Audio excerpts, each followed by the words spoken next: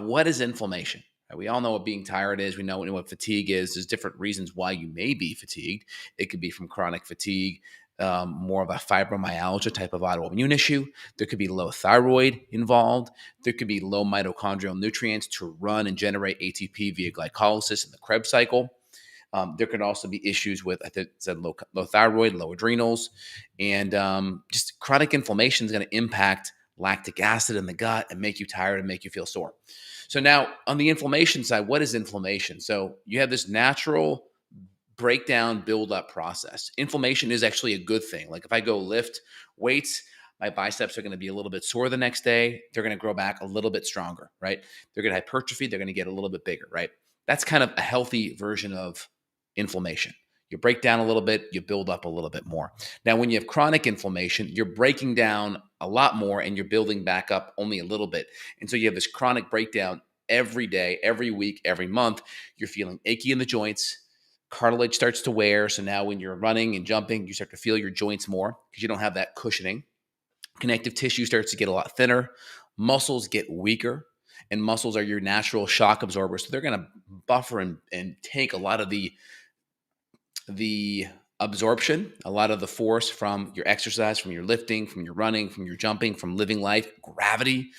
And then, of course, when you're chronically inflamed, your immune system is also active. So when you have inflammation coming in, you're going to be utilizing interleukins and cytokines to buffer that inflammation. Also, your adrenals are going to be pumping out either adrenaline if it's an acute stress response, or you'll have cortisol as well. And cortisol is part of why these tissues get broken down because you have the adrenals pumping in. You have that sympathetic nervous system telling you something's wrong. The cortisol is helping to put out the fire of inflammation, but it's also catabolic. That means it breaks down. So we have anabolic, that's the buildup. That's what you get when you do steroids or when you lift and you eat healthy and your body has healthy hormones.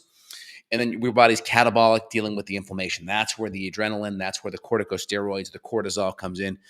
We know this in medicine. When you're chronically inflamed, they'll even give you prednisone, which is like 4 to 6 times stronger than steroids, than your corticosteroids.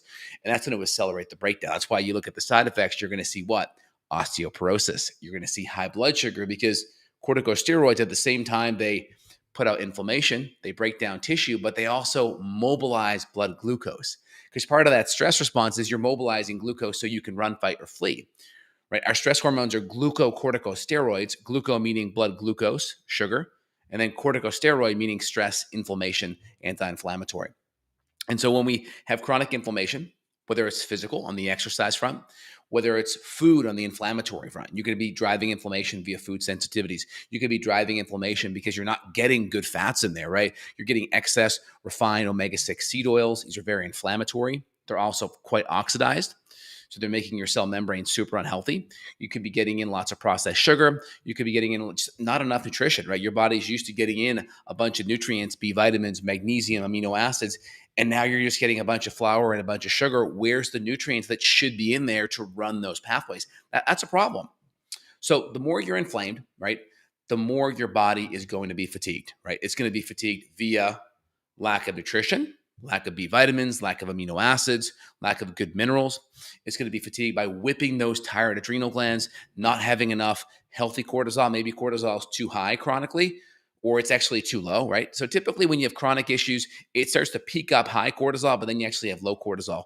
And that's because you can't regulate inflammation. Now your adrenals are beaten up, and now that inflammation is so high, you can't even regulate it.